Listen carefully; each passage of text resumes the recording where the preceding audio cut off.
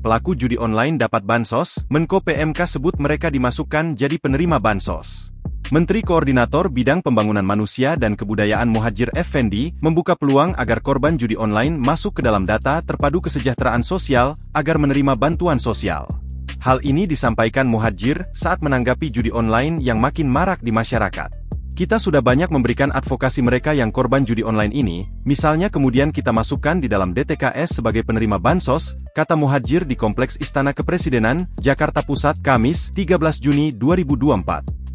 Pihaknya pun menyarankan Kementerian Sosial untuk melakukan pembinaan kepada korban judi online yang mengalami gangguan psikososial. Muhadjir bilang judi online memang memiskinkan masyarakat.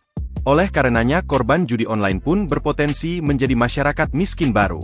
Masyarakat miskin itu pun juga menjadi tanggung jawab pemerintah.